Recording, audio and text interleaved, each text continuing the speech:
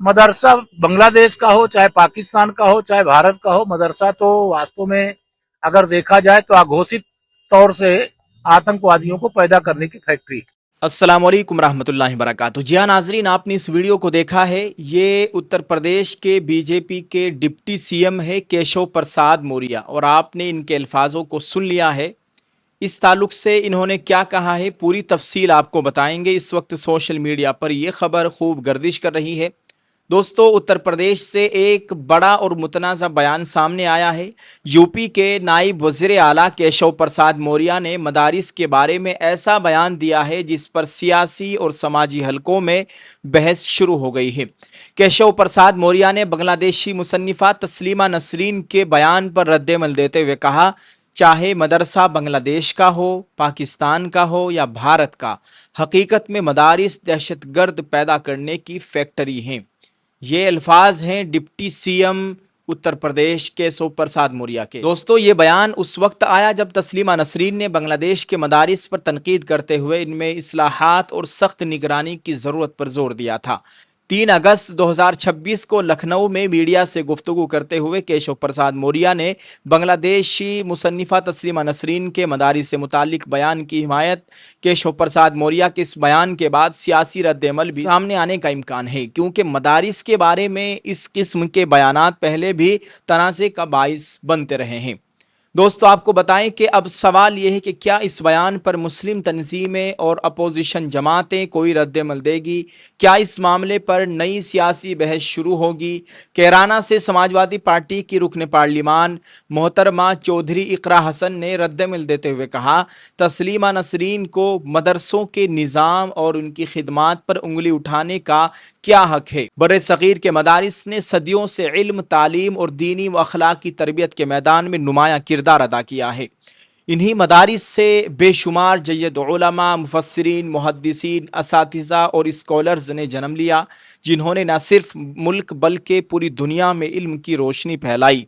ये बात भी काबिल ज़िक्र है कि अफ़गानिस्तान से आने वाले वफूद को भी हिंदुस्तान के मारूफ दीनी इदारों खुसूसन दारुल उलूम देवबंद का तालीमी निज़ाम और तर्ज़ तालीम समझने के लिए भेजा गया था।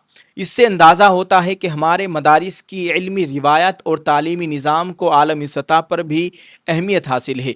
लिहाजा मदरसों के बारे में किसी भी राय को महज तआस्सुब या यकतरफ़ा सोच की बुनियाद पर नहीं, बल्कि उनके हकीकी किरदार, खिदमत और तारीख़ी पस मंज़र को सामने रखते हुए परखा जाना चाहिए। आप इस बयान के बारे में दोस्तों क्या राय रखते हैं? अपनी राय कमेंट में ज़रूर लिखें। हमें एक बात वाज़ेह कर देना चाहते हैं कि ये केशव प्रसाद मौर्य का बयान है। उर्दू न्यूज़ इंडिया इस बयान की कोई तायीद नहीं करता है, बल्कि ख़बर के तौर पर पेश कर रहा है। नाजरीन, मदारिस के बारे में मुख्तलिफ सियासी रहनुमाओं के बयानात आते रहते हैं, लेकिन ये भी एक तारीख़ी हकीकत है कि बर्रे सग़ीर के बहुत से मदारिस और उलमाए किराम ने हिंदुस्तान की आज़ादी की तहरीक में नुमाया किरदार अदा किया।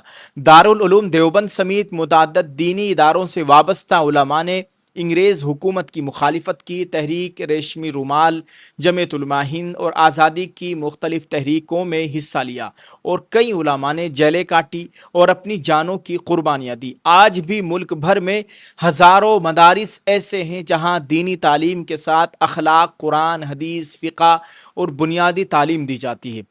मदारिस से फ़ारिग होने वाले अफराद मसाजिद में इमामत, तदरीस, समाजी खिदमत और दीनी रहनुमाई जैसे शोबों में खिदमात अंजाम देते हैं। अलबत्ता अगर किसी फ़र्द या किसी इदारे पर कानून की खिलाफ वर्जी का इल्ज़ाम हो तो उसकी ज़िम्मेदारी इनफरादी तौर पर कानून के मुताबिक तय होनी चाहिए।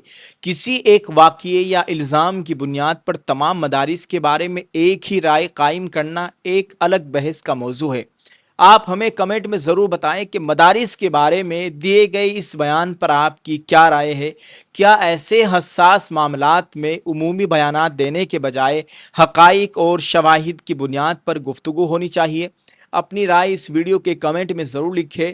और डिप्टी सीएम केशव प्रसाद मौर्य जो यूपी के उप मुख्यमंत्री है, बीजेपी के बड़े नेता हैं, वो इस तरह की बात कर रहे हैं।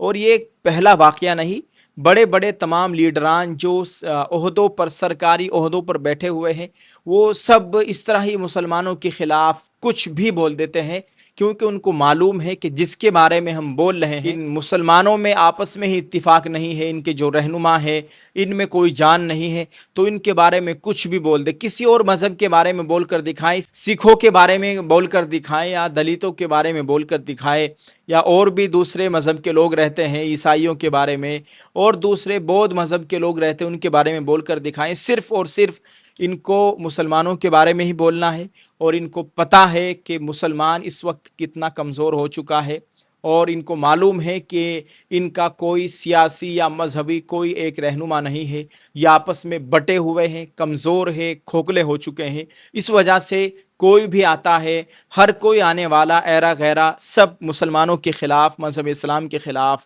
भोंकता है, बोलता है और उनको इससे कोई फ़र्क नहीं पड़ता। सब उनकी प्लानिंग और पूरी सेटिंग सेट है, कहीं से उनको कोई मसला होने वाला नहीं है। अल्लाह ताला हम सब मुसलमानों की जान माल इज़्ज़त आबरू की मुकम्मल हिफाजत फ़रमाए, आपस में इत्तिफ़ाक़ व इत्तिहाद से रहने की तौफ़ीक नसीब फ़रमाए, ऐसे हुक्मरानों को अल्लाह ताला अक़ल सलीम अता फ़रमाए, आमीन। अस्सलामु अलैकुम व रहमतुल्लाहि व बरकातुहू।